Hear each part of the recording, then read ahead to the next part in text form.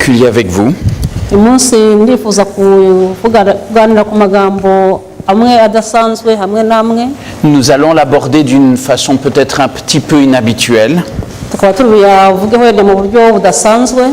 Avant d'introduire le thème, je voudrais vous lire rapidement 3 textes. Mbere yuko ntangira iki cyigisho ndashaka kubasomera amasomo 3. Et puis je vais vous demander, vous, de faire attention à ces textes et de repérer ce qui est commun à ces 3 textes. Ndabasaba kugira ngo muyategere amatwi muze kubona icyo ayo masomo 3 ahuriyeho. Après, je m'en expliquerai auprès de vous. Nyuma yaho ndaza kubasobanurira. Ces textes se trouvent tous dans le premier livre de Samuel. Amasomo yose araboneka mu gitabo cya mbere cya Samweli. C'est pas ça le point commun qu'il faut trouver. Ntabwo ari cyo amasomo ahuriyeho mugomba kubona, ariko hari byose ari mu icyo gitabo.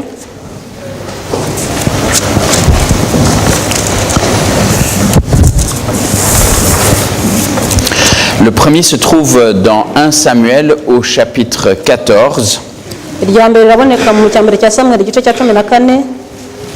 C'est un passage que l'on connaît relativement bien.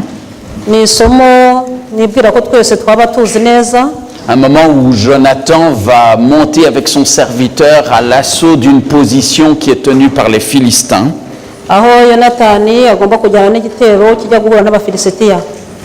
Et si vous regardez dans 1 Samuel 14, nous lirons ensemble les versets 10 et 11. Alors, au verset 10 encore, Jonathan va parler et donner les signes qui vont leur servir à pouvoir monter ou pas à l'assaut de la position.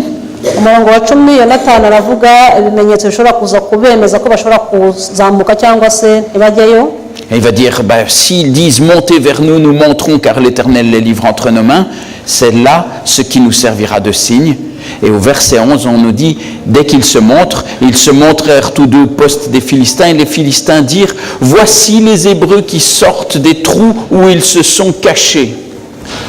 Ariko nibavuga bati nimuze hano turahera ko tuzamuke kuko Uwiteka ariwe abatugabije kandi icyo nicyo kitubera ikimenyetso. Nuko bombi bigaraganza ku banyabigihome b'Abafilisitiya.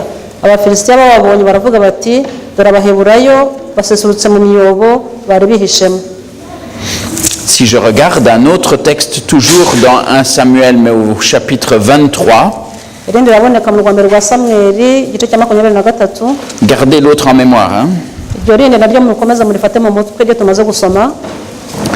1 Samuel au chapitre 23. C'est un passage où on nous parle de Saül qui est à la recherche de David, David qui fuit devant lui.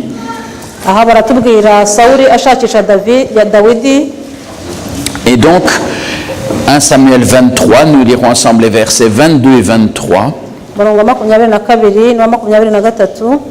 Et le texte dit, allez, je vous prie, prenez des informations pour savoir et découvrir dans quel lieu il a dirigé ses pas et qui l'y a vu, car il est, m'a-t-on dit, fort rusé.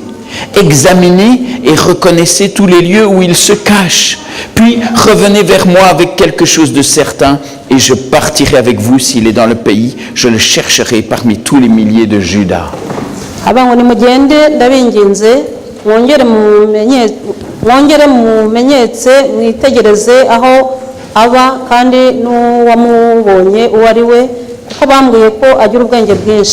Nuko murebe mwitegereze ubwigobeko bwe bwose aho yihisha maze mungarukanire inkuru y'imvaho.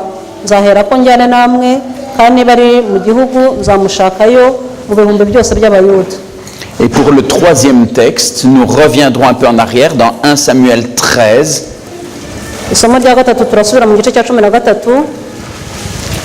Et nous lirons ensemble les versets 5 à 7.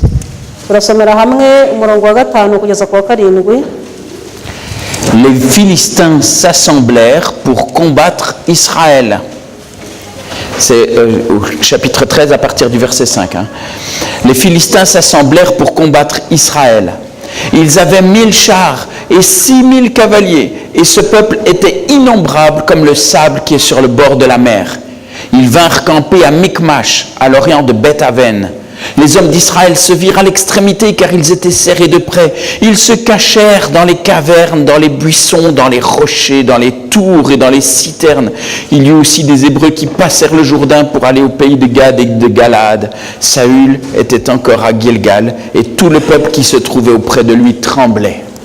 guhera ku murongo wa 5 nuko abafilisitiya bateranira kurwanya abisirayeli bari bafite amagare inzovu 3 n'abagendera ku mafarashi 6,000 n'abantu bangana n'umusenyi wo mu kibaya cy'inyanja ubwinshi barazamuka bagandika imikimashi iburengerazuba bw'i Betaveni. Abisirayeli babonye ko bari mu kaga kandi ko abantu bashumbirijwe bihisha mu mavumo no mu bishugi no mu bitare no mu bihanamanga no mu myobo.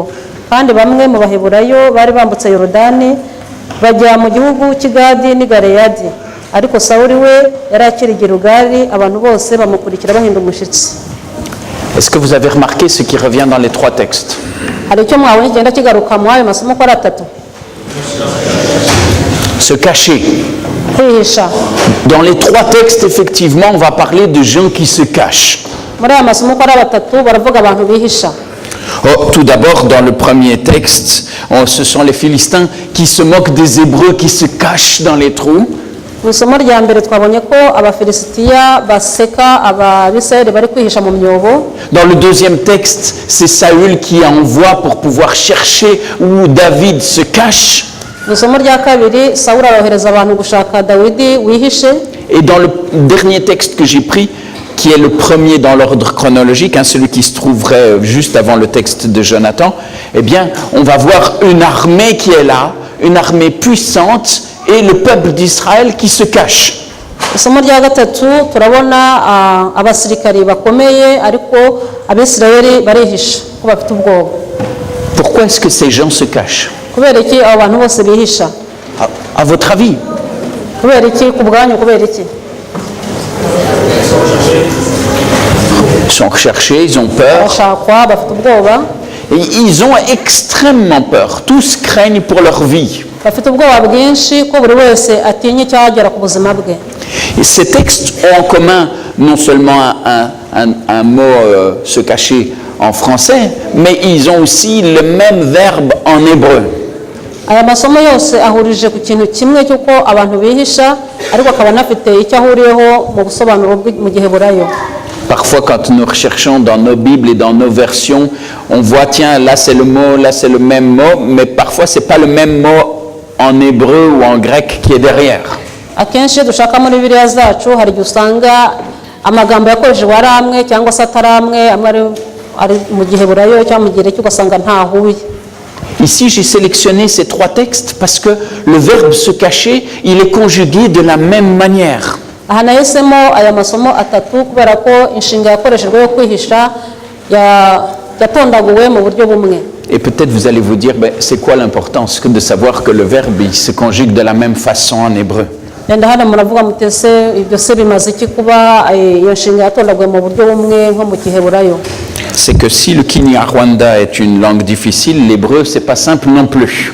Nkuko Ikinyarwanda atari ururimi rworoshye, igiheburayo nacyo ni ururimi rukomeye. Je pense même qu'à certains niveaux c'est encore plus compliqué. Ndateka ko ndetse igiheburayo aricyo kirushaho gukomera kurusha Ikinyarwanda. Il y a des choses qui sont complexes en hébreu parce que en français, je pense en Kinyarwanda, c'est la même chose. Quand on conjugue un verbe, la seule chose qui change, c'est le moment où se déroule l'action. Mu giheburayo nkeka ko biratandukanye, ariko nkeka ko mu Gifaransa no mu Kinyarwanda uko inshinga itondagurwa birahura ukurikije igihe uri kuyitondaguramo. Pour les hispanos, c'est la même chose aussi. En espagnol, ça marche aussi. Si je dis je mange, je mangerai, je mangeais, c'est toujours la même action. La seule chose qui change, c'est le moment où ça se déroule. En hébreu, c'est pas pareil. Quand vous conjuguez un verbe et que vous utilisez un temps différent, son sens change. Il y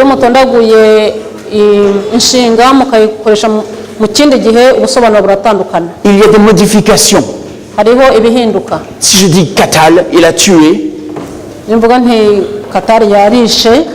Si je dis Kittel, ça devient un intensif. C'est pas il a tué, c'est il a massacré. niba ntikiteri yarishe birahinduka ni ukuvuga ngo yarimbuye imbaga nyinshi cyane. C'est une modification dans le sens, c'est plus fort, c'est intensif. biratandukanye kubera ko bumwe wumva ko ari igikorwa kikabije kinenze ukwemera. Si je le conjugue encore autrement, dans un temps qui s'appelle le nifal, on dira kital, eh bien ce sera il s'est tué ou il a été tué. imvuga mu bundi buryo nshobora kuvuga nti yariyishe cyangwa yiyishe cyangwa yariyishe. On va pas faire toute la grammaire de l'hébreu ce matin. Mais ici, ces trois verbes sont conjugués à un temps qu'on appelle le itpael.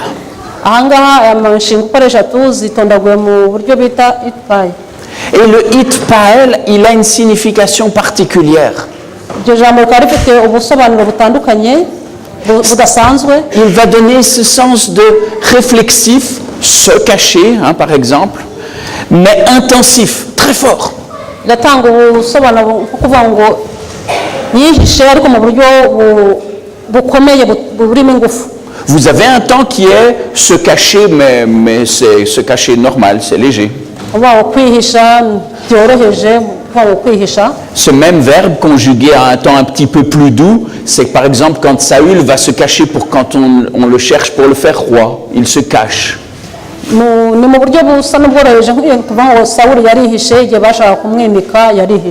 Mais ici on utilise cette version, ce verbe intensif qui dit mais il se cache avec une intensité très grande.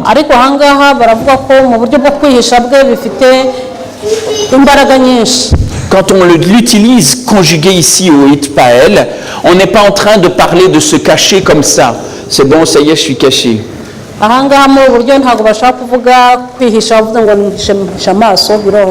Non, si vous utilisez ce temps au itpael, ça veut dire que si je pouvais, je rentrerais sous l'estrade, que je pourrais, si je pouvais, je me faufilerais encore entre la nappe et la table, je me cache partout, c'est possible.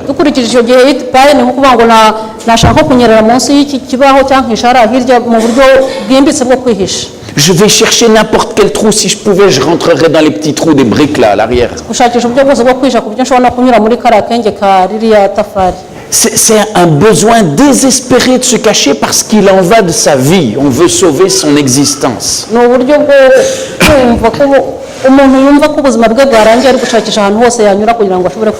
dans le dernier texte que j'ai pris, c'est quelque chose qui saute aux yeux.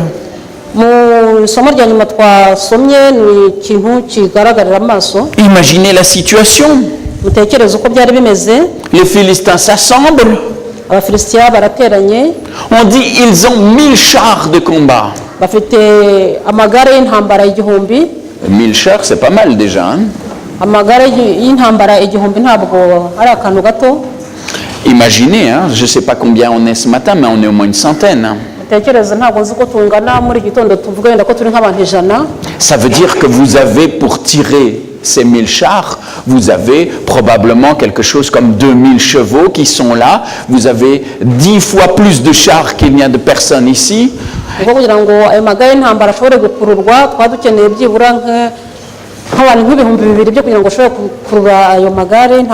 Et sur chaque char, il y a au moins 2 soldats déjà. Quelqu'un qui conduit le char. Et puis un soldat, soit avec des armes de jet, soit avec un arc à flèche ou quelque chose. C'est déjà impressionnant, mais c'est pas tout. On dit qu'ils avaient 1000 chars, mais ils avaient encore 6000 cavaliers.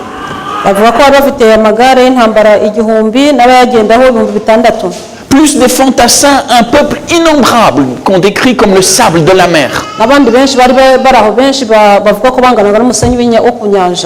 Et le peuple qui est face à lui ne fait pas le poids. Ils n'ont qu'une chance. Et le texte va dire qu'effectivement ils vont se cacher. Et le texte précise, il se cache dans les cavernes, n'importe quelle infractuosité dans les rochers, on va se cacher.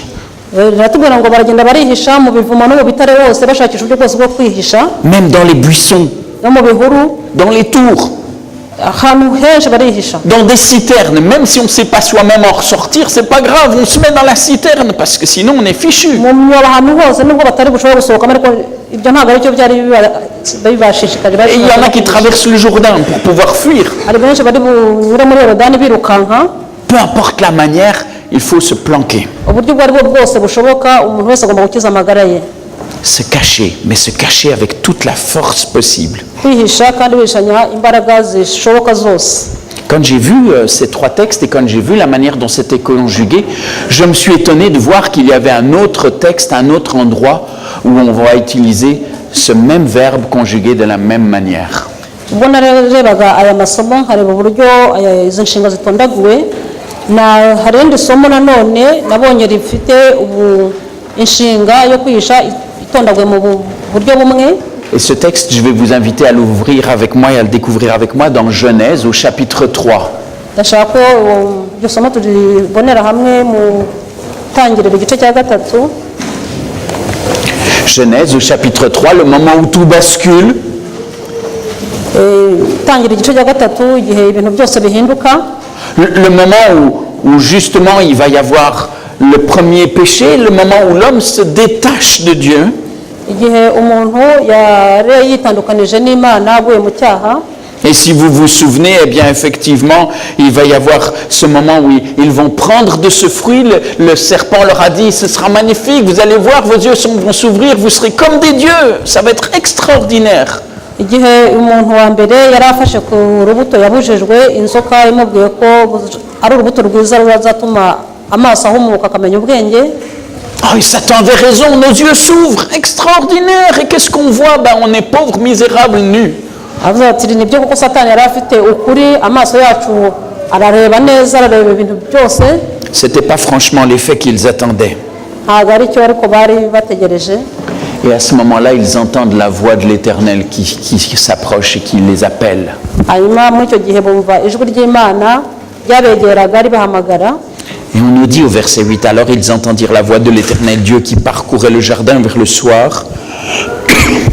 Et l'homme et sa femme se cachèrent loin de la face de l'Éternel Dieu au milieu des arbres du jardin. umurongo wa munani avuga ngo bumva imirindi y'Uwiteka Imana igendagenda muri ya ngobyi mu mafu ya nimunsi, wa mugabo n'umugore we bihisha hagati y'ibiti byo muri iyo ngobyi amaso y'Uwiteka Imana. C'est intéressant de savoir que ce verbe est exactement le même que celui qui est utilisé dans les autres textes qu'on a lus avant. ni ingenzi kumenya no kumva kureba uburyo iyi nshinga yo kwihisha yatondaguye kimwe n'indi mirongo yose twasomye itatu. Je vous avoue que j'avais toujours lu ce texte en me disant, bah tiens, ils sont gênés, ils sont mal à l'aise par rapport à Dieu, ils n'ont pas franchement envie de le voir, on se met un peu de côté. ati njye narasomaga nkumva ko bumvaga bafite ikimwaro, bumva bashaka kujya hafi ku ruhande kugira ngo bo kurebana n'Imana. Mais non, ici, ils vont se cacher avec force, comme si leur vie était menacée, comme s'ils avaient peur de mourir. ariko ahangaha kwihisha kwabo kurimo imbaraga kuko bari bafite ubwoba bwo gupfa. Il faut sauver son existence. barashaka kugira ngo barebe ikintu cyashobora cyabakiza kwihisha kugira ngo bikize. Dieu les appelle, Dieu les cherche, Imana irabahamagara, irabashaka, et ils se cachent pour sauver leur vie. barihisha kugira ngo barebe ko bakiza amagara yabo. Et on a ici quelque chose qui est choquant. Un homme qui a une telle peur d'un Dieu qui serait une menace pour lui et pour sa vie. aha ikintu kiteye ubwoba cyangwa se gitangaje, uyu muntu wumva ko Imana ihindutse ikintu kimubereye umutwaro, ikintu kimuremereye. Dieu avait prévenu l'être humain, il avait dit si tu manges de ce fruit, tu mourras. Imana yari yarabivuze ko nimurya iri rubuto muzapfa.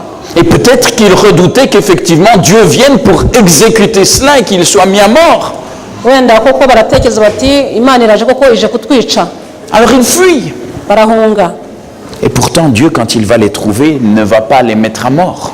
ariko Imana nibabona ntabwo irabica. Bien sûr, il ne va pas les caresser dans le sens du poil, il ne va pas leur dire que tout est bon, que tout est magnifique. birumvikana ko itaraza kubabwira ko byose ari byiza, ko nta kibazo. Il va leur dire quelles sont les conséquences du geste qu'ils ont posé. iraza kubabwira ingaruka z'igikorwa cyabo. Et puis on va voir aussi dans ce texte-là que la révolte d'Adam, c'est plus qu'un simple accident. Adam et Ève ne se sont pas simplement trompés à un moment. Turabona ko ahangaha Adamu na Eva batari ukwibeshya gusa agahe gatoya. Parce que je vous rappelle que la forme qui est utilisée aussi ici en hébreu pour dire « est-ce que tu en as mangé ?» Oui, oui, j'en ai mangé. Uko byakoreshwa mu mvugo y'Igiheburayo ntabwo bivuga ngo ese wariye urubuto nibyo naruriye. C'est pas simplement excuse-moi, je me suis trompé et ça m'a échappé, j'en ai mangé. C'est pas ça que ça dit. Ntabwo ari ukuvuga ngo nibyo mbabarira nibeshye naruriye. C'est oui, j'en ai mangé, et j'ai bien l'intention de continuer à en manger. C'est mon choix, c'est la direction que j'ai choisie. Nibyo naruriye kandi niko nahisemo niko nzakomeza. J'ai choisi d'être mon propre Dieu, j'ai plus besoin de toi. Nahisemo kuba Imana yanjye bwite ntabwo nkikeneye. Il y a un rejet de Dieu qui est extrêmement fort et extrêmement manifeste dans ce texte. Muri uyu murongo habonekamo kwigezayo no guhakana Imana. Et malgré tout, Dieu va leur communiquer déjà un message où il y aura un message de grâce, un message avec une espérance. Ariko nyamara Imana irabaha ubutumwa ariko burimo n'amizero. Dieu les cherche, mais non pas pour les tuer, mais pour pouvoir leur redonner de l'espérance et pour pouvoir chercher à rétablir le contact avec l'homme qui le rejette. Imana yabashatse atari kugira ngo ibice ahubwo ari kugira ngo ishobore kongera kugarura umubano n'umuntu wacumuye ibaha amizero. C'est étonnant parce que souvent dans notre existence, nous pouvons avoir la même impression. Biratangaje ko mu buzima bwacu natwe hari igihe tugira igitekerezo nk'icyo ngicyo. Quand je discute avec beaucoup de gens, on peut tous passer par des phases de notre vie où on a l'impression qu'on cherche Dieu et que lui se cache. Iyo nganira n'abantu mu buzima busanzwe hari igihe wumva ko umuntu ashaka Imana ariko Imana yihisha ahantu yigereyo. Alors que la Bible nous montre un Dieu qui nous cherche et un homme qui se cache. Nyamara Bibiliya itwereka ko Imana ishaka umuntu wigiyeyo ubwo wihisha. Souvent nous avons l'impression de ça, nous nous disons je cherche le Seigneur, je le cherche de tout mon cœur, mais c'est pas possible de le trouver, il est bien caché. Rimwe na rimwe tukagira umutima uvuga ngo nshaka Imana ndayishaka ariko sinkibona irihishe. Et la Bible présente un homme qui ne cesse pas de fuir, de s'éloigner de Dieu et de se cacher de lui. Bibiliya itwereka umuntu utahwema kwigizayo kwigira guhunga Imana no kwihisha. Et un Dieu qui lui court derrière parce qu'il a un amour tellement fort qu'il ne veut pas l'abandonner tellement loin, il veut toujours récupérer le contact. Ariko Imana ikiruka inyuma y'umuntu urimo hunga kugira ngo ishobore kumugarura yongera nigirana umubano nawe. Je l'ai déjà redit dans d'autres prédications, mais souvenez-vous, c'est quand même quelque chose qui est frappant, même l'attitude de Dieu par rapport à Caïn. Narabivuze mu bibwirizwa byashize uko Imana yitwaye imbere ya Kayini. Il est avec lui. Imana yari kumwe nawe. Avant le problème. Quand le problème se déroule. Après même qu'il ait commis ce geste dramatique et qu'il ait tué son frère, Dieu est encore avec lui, il lui parle et il va même mettre un sceau sur lui pour pouvoir aussi le protéger, pour pouvoir faire grâce.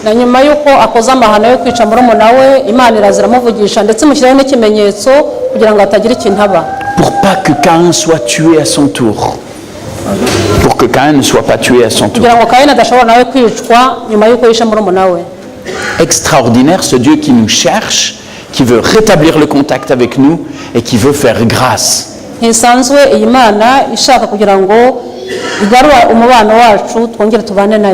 Mais l'homme lui s'entête à fuir loin de Dieu.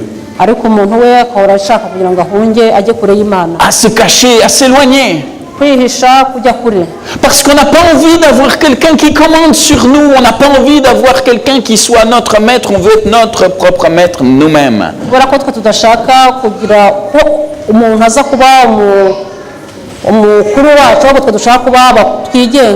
Et aussi, il faut le dire, parce qu'il nous reste quelque chose de ce qui s'est passé à la Genèse.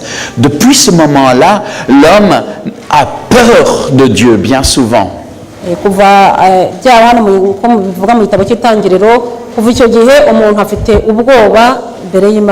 La Bible nous invite à avoir la crainte de l'Éternel, mais plutôt la crainte dans le sens de respecter l'Éternel, de le prendre au sérieux. Bibiliya itubwira ko tugomba gutinya Imana ariko mu buryo bwo kugira ngo tuyubahe tugendera mu byo ishaka. Mais ce même texte nous dit aussi que l'amour parfait, celui qui devrait régner entre nous et Dieu, cet amour parfait bannit la crainte, il l'élimine, fini, plus de crainte. Ntabwo birivuga ko urukundo rw'Imana rutagombye gutuma tugira ubwoba, ahubwo urukundo rw'Imana rwatuma kwegera Imana kurushaho. Nous ne sommes pas appelés à avoir la trouille de Dieu. Ntabwo twahamagariwe kugira ngo dutinye Imana. Dieu est un Père aimant. Imana ni umubyeyi udukunda. Il recherche sans cesse chacun d'entre nous partout où nous passons notre temps à nous cacher. Irashakisha umwe muri twebwe ahantu hose twaba twihishe. Aussi loin de lui que nous allions, Kure dushobora kugera, lui nous cherche. we iradushaka. Il cherche toujours à rétablir ce contact. Ishaka ko buri gihe twongera tukagirana umubano. Souvenez-vous l'histoire de Jonas. Mwibuke amateka ya Yonasi, ya Yona. Jonas, lève-toi. Yona, haguruka. Va, parle aux Ninivites. Genda ajya i Ninive. Jonas, je ne partage pas ta volonté, je m'en vais. Yonasi ati ntabwo mpuje nawe ibyo ngibyo bigendeye. Comme s'il pouvait se cacher de Dieu aussi. Yibwira ko ashobora kwihisha Imana. Je ne vais plus être en Israël. Peut-être que le Dieu d'Israël ne me verra plus. Jonas, tu rigoles? Tu crois que c'est parce que tu pars maintenant et que tu es en train de prendre le bateau en direction d'Espagne? Tu crois que c'est pour ça que Dieu ne te voit plus?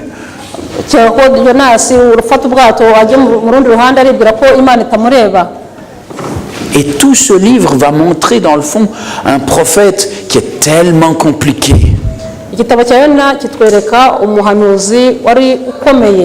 Un prophète qui a beaucoup plus de difficile à se mettre à l'écoute de Dieu que tous ceux qui sont autour de lui. Les marins païens, ils terminent le récit, ils essayent de sauver Jonas et ils vont finir par faire des sacrifices et des vœux pour l'Éternel.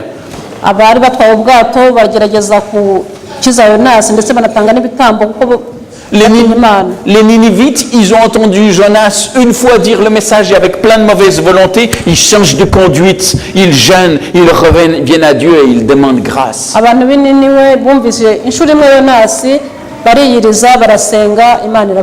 Et le saint prophète de Dieu alors,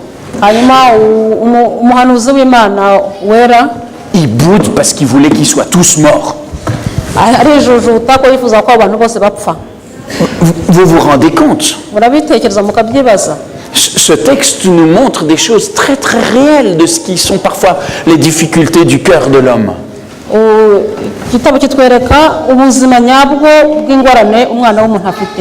Et je crois que pendant tout ce temps-là, celui qui est le plus perdu et que l'Éternel continue à essayer de chercher, c'est Jonas lui-même.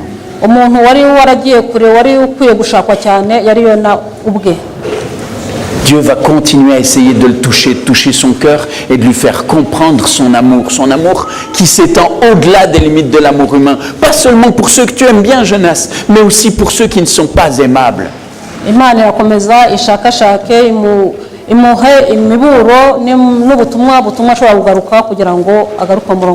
Prenons un autre passage.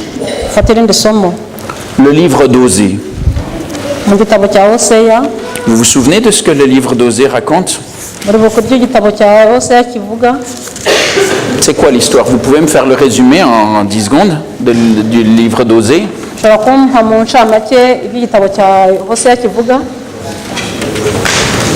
Ok. Il y a une histoire de prostituée, j'entends, oui. C'est quoi?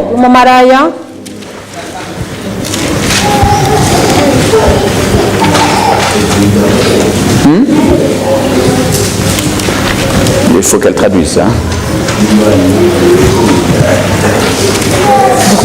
Je n'entends pas.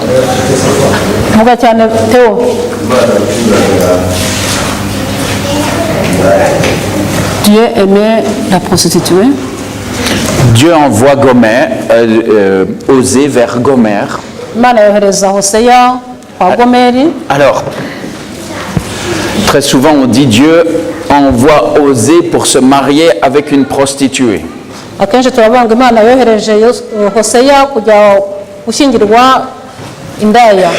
y a une petite nuance, hein? harimo akantu gato ka Mon professeur d'hébreu n'était pas d'accord avec ça, il nous l'a bien fait savoir. umwarimu wanjye w'umuheburayo Oui. ntabwo yabyemeraga, hari icyo yanyigishije. En hébreu, quand on parle de prostituée, il y a un mot pour ça qui existe et qu'on retrouve ailleurs dans la Bible. mu giheburayo wavuze indaya, C'est le mot zana. ni ijambo zana. Et ici, ce n'est pas le terme qui est évoqué quand Dieu lui dit va prendre cette femme, il ne lui dit pas va épouser une zana. Non, ce n'est pas ça qu'il dit. aha ntabwo ari byo Imana, ntabwo ari cyo bivuga ko Imana yabwiye Hosea ngo genda ujye kurongorwa gukingirwa indaya zana. Il dit va et prends une échette zénonyme. Alors bon, je suis d'accord, c'est du chipotage, mais si je le traduis, ça voudrait dire va et épouse une femme de prostitution. Vous allez me dire, il joue sur les mots. aha birashaka kuvuga ngo genda ushyingirwe umugore wo mu bumaraya. Sauf que peut-être il y a quand même une différence. harimo itandukaniro. Parce que prostituée ou femme de prostitution, kuvuga ngo indaya cyangwa se umugore w'uburaya, quand on dit elle est femme de prostitution, ça peut simplement vouloir dire qu'elle est une fille qui est issue d'une prostituée. iyo bavuze ngo umugore wo mu buraya bishaka kuvuga ari umukobwa wabyawe mu buryo bw'uburaya. Ou alors même qu'elle ne l'est pas à ce moment-là, mais que Dieu sait déjà qu'elle ne sera pas fidèle et qu'il prédit qu'elle va se prostituer. cyangwa se ko atari indaya muri iki gihe ariko ko yenda Imana ibona ko ashobora kuzaba indaya. Je ne peux pas dire effectivement lequel des deux est le plus exact. ntabwo nshobora kuvuga hagati y'ibyo byombi ikiri cyo. Toujours est-il, vous avez déjà vu ce texte? mwaba mwarasomye mwarabonye iri somo. Osée se marie avec Gomer. Hosea yashyingiwe Gomeri. Il va y avoir des enfants qui vont naître.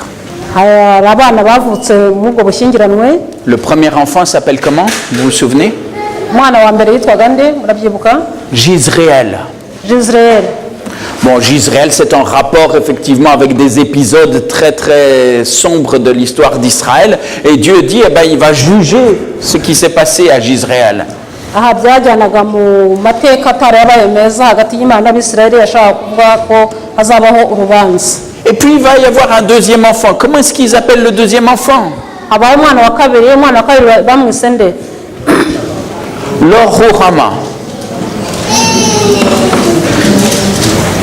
Tu l'as, normalement tu devrais l'avoir. Je l'ai ici dans le chapitre 6, verset 6, oui. Verset 6. Lo-ruhamah. Ici. nuko asubizamo inda abyara umukobwa, Uwiteka aramubwira ati izina rye umwite Lo-ruhamah. Ok, Lo-ruhamah. Voilà, s'il y a des parents qui vont avoir un enfant, voilà un prénom. niba hari ababyeyi bifuza kubyara ngiryo izina ry'umwana w'umukobwa, Rigolez pas, c'est un prénom biblique. ntimuseke kuko ni izina rya Bibiliya. Vous avez vu ce que ça signifie? mwabonye icyo bisobanura? Celle dont on n'a pas compassion. umuntu udafitiye urukundo. Lo, c'est ne pas en hébreu, hein, c'est la négation. Lo-ruhamah, pas de compassion. J'aurais pas compassion de toi. nta rukundo nzongera kukugirira. Vous imaginez donner ça à votre enfant? mutekereze izina murihaye umwana wanyu. Pas de compassion, viens ici. nta rukundo, ngwino nta rukundo. Mais nous, on en rigole. Mais imaginez, si Dieu a demandé au prophète de donner ce nom à cet enfant, c'est pour donner un message au peuple. turabiseka ariko niba Imana yarabwiye umuhanuzi w'umwana we iryo zina nuko hari ubutumwa Imana ashaka gutanga. Tout le peuple savait qu'Osée était prophète. abaturage bose bari bazi ko Hosea ari umuhanuzi. Et on va lui demander, mais pourquoi est-ce que tu as donné ce nom-là à ta fille? babazi kuki wahaye umukobwa wawe iryo zina? Parce que encore un peu de temps et l'Éternel n'aura plus compassion de vous. kubera ko mu gihe gito Imana ntabwo izongera kubagira urukundo. Vous êtes infidèles à Dieu. mwarayihemukiye. Et puis il y a un troisième enfant. haza umwana wa gatatu. On va l'appeler de nouveau avec cette négation Lo-ami, pas mon peuple. nanone hazaho irindi zina naryo rihakana risobanura ngo ntabwo muri ubwoko bwanjye. C'est lourd à porter comme nom. C'est lourd à porter comme nom. biraremereye kwitwa iryo zina. Pas mon peuple, parce que tu n'es pas mon peuple. ntabwo muri ubwoko bwanjye. Ça veut dire, j'en peux plus de tes infidélités. ndarambiwe no kwitandukanya nanjye no kutaba umunyakuri. Mais le Seigneur ne se contente pas simplement de dire au peuple, ça ne va pas, la situation est mauvaise. ntabwo imana yishimiye gusa kubwira ubwoko bwayo ngo nta kigenda. Regardez au chapitre 2, quel est l'objectif de l'Éternel. turebe mu gice cya kabiri cya Hoseya intego imana yari ifite. Gomer est partie, elle est infidèle, elle est partie. Gomeri yaragiye yagiye kuba mu busambanyi yaragiye. Et puis Dieu va renvoyer Osée pour aller la rechercher. hanyuma imana yohereza Hoseya kongera kugenda kumugarura. Et puis voici ce qu'il dit à partir du verset 16. Il faut lire les versets 16 à 25. usome ku murongo wa 16 kugeza ku 25. Il dit, c'est pourquoi je veux l'attirer et la conduire au désert. Je parlerai à son cœur. Là, je lui donnerai ses vignes et la vallée d'Accor comme une porte d'espérance. Et là, elle chantera comme au temps de sa jeunesse et comme au jour où elle remonta du pays d'Égypte. En ce jour-là, dit l'Éternel, tu m'appelleras mon mari et tu ne m'appelleras plus mon maître. J'ôterai de sa bouche les noms des Baals afin qu'on ne les mentionne plus par leur nom. En ce jour-là, je traiterai pour eux une alliance avec les bêtes des champs, les oiseaux du ciel, les reptiles de la terre. Je briserai dans le pays l'arc, l'épée, la guerre. Je les ferai reposer avec sécurité. Je serai ton fiancé pour toujours. Je serai ton fiancé par la justice, la droiture, la grâce, la miséricorde. Je serai ton fiancé par la fidélité et tu reconnaîtras l'Éternel. En ce jour-là, j'exaucerai, dit l'Éternel. J'exaucerai les cieux, ils exauceront la terre exaucera le blé, le mou et l'huile, et ils exauceront Jisraël. Je planterai pour moi l'or au Rama dans le pays, et je lui ferai miséricorde. Je dirai à l'Orami, tu es mon peuple, et il répondra, mon Dieu. C'est beau. nicyo gituma ngiye kumuhendahenda mujyana mu kidaturwa mwurure avuyeyo nzamukomerera inzabibu ze kandi igikombe cya Akori kizamubera irembo ry'ibyiringiro kandi azaharirimbira nko mu gihe cy'ubukumi bwe nko mu gihe yazamukaga ava mu gihugu cya Egiputa. Uwiteka aravuga ati umunsi uzanyita Ishi umugabo wanjye kandi ntuzongera kunyita Bali databuja. Nzakura mu kanwa ke amazina y'ibigirwamana bya Bali kandi amazina yabyo ntazongera kwibuka ukundi. Uwo munsi nzasezerana n'inyamaswa zo mu ishyamba ku bwabo n'ibisiga byo mu kirere n'ibikururuka hasi kandi nzavunagura imiheto n'inkota n'intambara nzayikura mu gihugu mume baryamana amahoro kandi nzakwishingira ube uwanjye iteka ryose. Ni ukuri nzakwishingira ube uwanjye nkiranuka ngaca imanza zitabera nkagukunda kandi nkakubabarira ndetse nzakwishingira ube wanjye nkubereye umunyamurava kandi uzamenya Uwiteka. Uwiteka aravuga ati uwo munsi nzitaba ijuru naryo rizitaba isi nayo izitaba imyaka na vino n'amavuta ya elayo kandi nabyo bizitaba Yezereli. Nzamubiba ku isi abe uwanjye kandi nzababarira utabonye imbabazi. Nzabwira abatari ubwoko bwanjye ndi muri ubwoko bwanjye nabo bazavuga bati uri Imana yacu. Extraordinaire l'image de Dieu qui se dégage de ce texte. Ahangaha muri byo dusomye ishusho Imana ifite ahangaha iratangaje. Un homme qui se cache, qui fuit, qui s'oppose à la volonté de Dieu, et un Dieu qui avec un amour extraordinaire le recherche, veut le retrouver, veut renouer avec lui.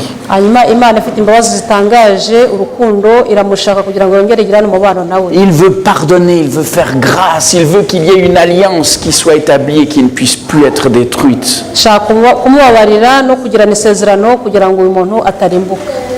Un Dieu dont il faut se cacher par peur?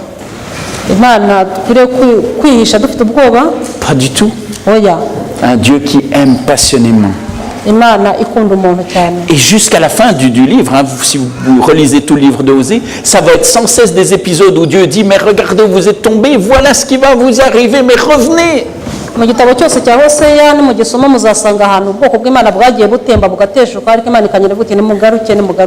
Même encore dans le dernier chapitre, ce chapitre 14, on va dire « Israël, reviens à l'Éternel ton Dieu, car tu es tombé par ton iniquité. » Et il va dire « Mais revenez à l'Éternel. » mu gice cya 14 aho imana ivuga iti mwaratembye mwarateshutse ariko nimungarukire. D'un côté, nous qui pensons que Dieu se cache, twebwe dutekereza ko imana yatwihishe yagiye kure, et un Dieu qui nous révèle que c'est nous qui sommes cachés. nyamara imana itwereka ko ari twebwe twihishe.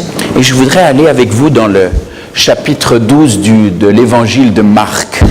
Ujye mu butumwa bwa Mariko igice cya 12.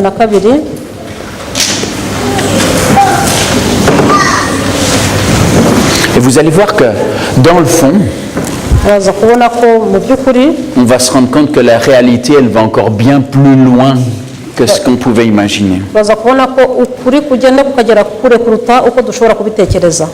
Marc 12, les versets 1 à 12. Mariko igice cya 12 umurongo wa 1 kugeza ku 12. Je vais te les laisser lire en premier. Hein? ngiye kuba ari gutangira gusoma. Atangira kubigishiriza mu migani ati habayeho umuntu wateye umuzabibu azitiraho uruzitiro acukuramo urwina yubakamo umunara asigamo abahinzi ajya mu kindi gihugu. Nuko igihe cyo gusarura imyaka gisohoye atuma umugaragu kuri abo bahinzi ngo bamuhe ku mbuto z'imizabibu. Baramufata baramukubita baramwirukana agenda amaramasa. Shebuja yongera kubatumaho undi mugaragu uwo bamurema uruguma mu mutwe baramuhemura. Atuma undi uwowe baramwica n'abandi benshi bamwe barabakubita abandi barabica. Bigeze aho asigarana umwana we akunda abari waherutsa kubatumaho ati bazubaha umwana wanjye. Ariko abo bahinzi baravugana bati uyu ni we mutware nimucyo tumwice ubutware bubu bwacu. Nuko baramufata baramwica bamujugunya inyuma y'uruzabibu. Mbese nyir'uruzabibu nabimenya azabagenza ate? Azaza arimbure abo bahinzi uruzabibu aruha abandi. Mbese ntimwari mwasoma ibyanditswe ngo ibuye abubatsi banze niryo ryahindutse rikomeza imfuruka? Ibyo byavuye ku Uwiteka kandi n'ibitangaza mu maso yacu. Bashaka uburyo bamufata kuko bamenya yuko ari bo arengerezaho uwo mugani, ariko kubwo gutinya abantu bamusigaho baragenda. Jésus se mit ensuite à leur parler en parabole. Yesu agiye kubabwira Non mais là je vais lire en français. Si tu... Il se mit ensuite à leur parler en parabole. Un homme planta une vigne. Il l'entoura d'une haie. Il creusa un pressoir, bâtit une tour, il la ferma à des vignerons et quitta le pays. Au temps de la récolte, il envoya un serviteur vers les vignerons pour recevoir d'eux une part du produit de la vigne. S'étant saisis de lui, ils le battirent et le renvoyèrent à vide. Il envoya de nouveau vers eux un autre serviteur, ils le frappèrent à la tête, ils l'outragèrent. Il en envoya un troisième qu'ils tuèrent, puis plusieurs autres qu'ils battirent ou tuèrent. Il avait encore un fils bien-aimé. Il envoya vers eux le dernier en disant « Ils auront du respect pour mon fils. » Mais ces vignerons dirent entre eux « Voici l'héritier, venez, tuons-le, et l'héritage sera à nous. » Ils se saisirent de lui, le tuèrent, le jetèrent hors de la vigne. Maintenant, que fera le maître de la vigne? Il viendra, fera périr ses vignerons, il donnera la vigne à d'autres.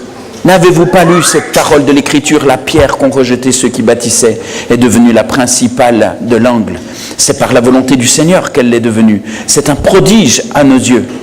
Ils cherchaient à se saisir de lui, mais craignaient la foule. Ils avaient compris que c'était pour eux que Jésus avait dit cette parabole. Ils le quittèrent et s'en allèrent. Parabole étonnante, mais une parabole qui illustre l'état d'esprit de l'homme quand il s'éloigne de Dieu. Non seulement il ne veut plus de Dieu comme étant son Seigneur,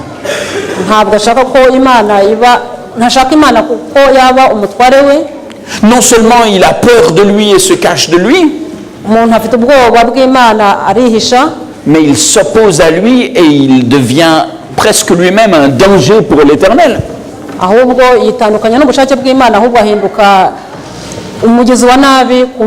Quand je vois ce texte-ci, c'est pas l'homme qui a des raisons d'avoir peur de Dieu, c'est presque Dieu qui a des raisons d'avoir peur de nous.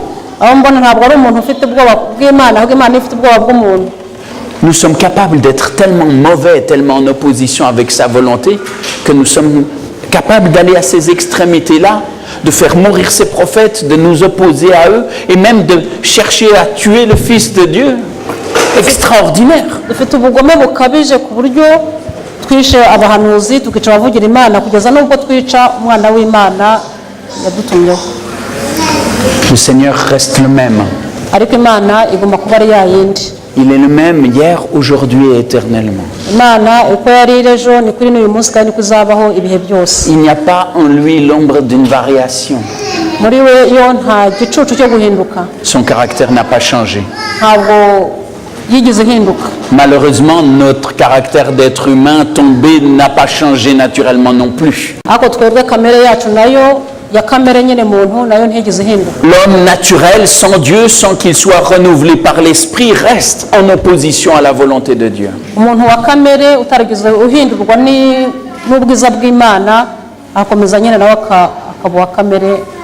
Il a peur de Dieu. ahora atinya imana. Il se cache de lui.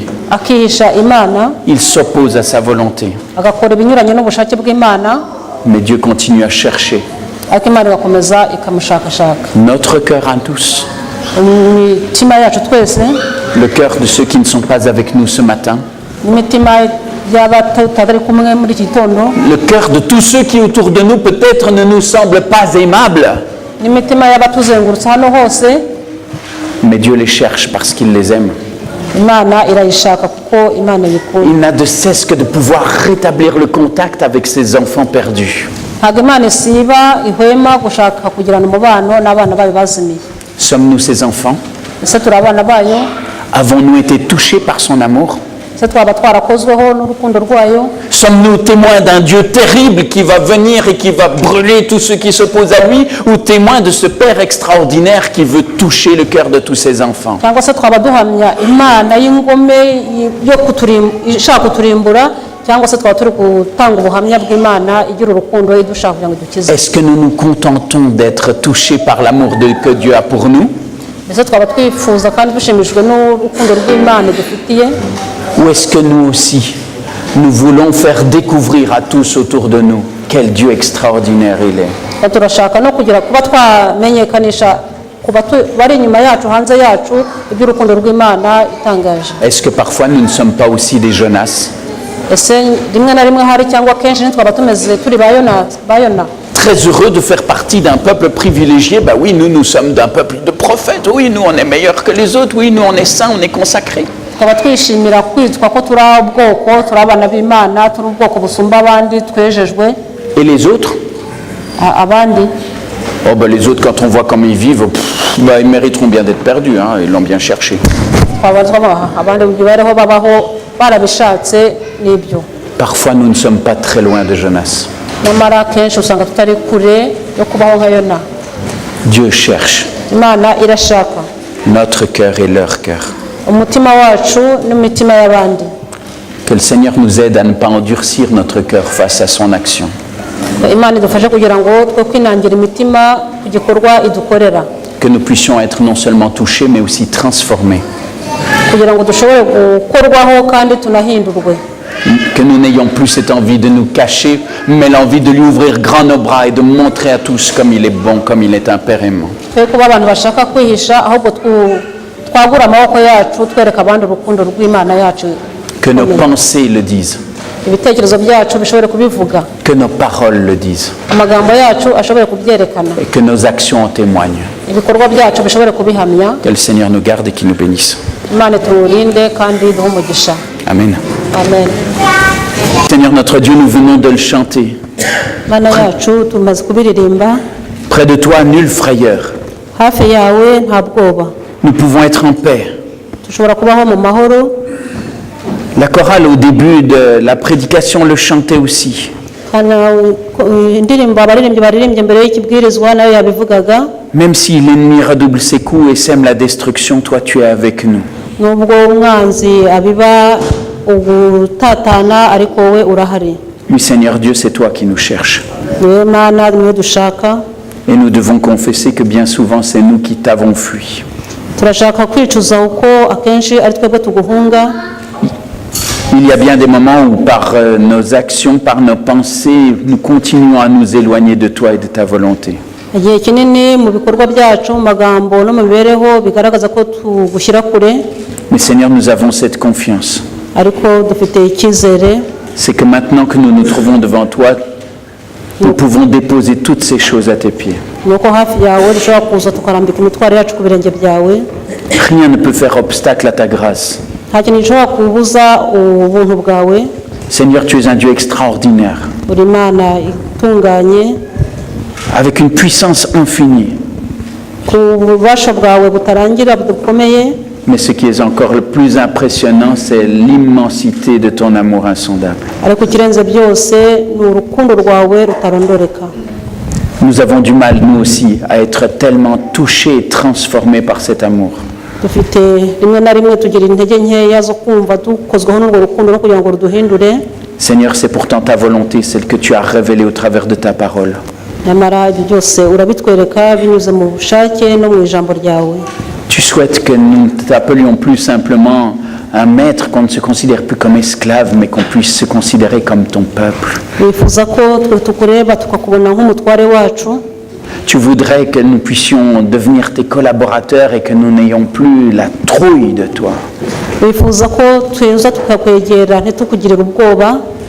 Et tu souhaites que nous puissions le faire découvrir tout autour de nous. Kandi wifuza ko tukufungurira n'ahatuzengurutse.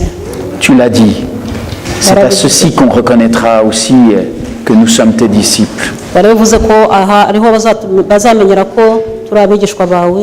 Si nous avons de l'amour les uns pour les autres, Igihe tuzaba dufite urukundo dukunda n'abandi. si nous avons de l'amour pour toi, c'est une conséquence naturelle. Bizatuma tugira urukundo tugukunda. Seigneur, transforme nos cœurs Hindura imitima yacu. et que ton amour règne en nous. Urukundo rwawe rube muri twe. Aide-nous à t'accueillir et à pouvoir comprendre que t'accepter comme Seigneur de notre existence, c'est la plus belle et la meilleure des choses que nous pouvons faire. Dufashe kukwakira kandi twumve ko kukugira nk'umutware wacu aricyo kintu cyiza gishobora kiruta ibindi byose. Que nous puissions ne pas faire confiance à ton ennemi qui dit mais si tu n'es plus le maître toi-même de ta vie, eh bien tu vas être privé de ta bénédiction. Twe kumvira umwanzi utubwira ko niba tutari abigenga ku giti cyacu turaba tubuze hari byinshi turaba tudashobora kugeraho. Mais que nous puissions comprendre nous aussi que la plus grande des bénédictions, c'est de voir ce contact restauré pleinement avec toi. Kandi dushobore kumva ko kugiraho umutware no kumvira ariyo nkomoko y'imigisha yose. Conduis-nous, Tuyobore sois notre Dieu, Imana yacu et que nous puissions être pleinement ton peuple. kandi dushobore ko kuba koko abigishwa bawe n'ubwoko bwawe. C'est là notre prière. Iryo sengesho ryacu Au nom de Jésus. mu izina rya Yesu. Amen.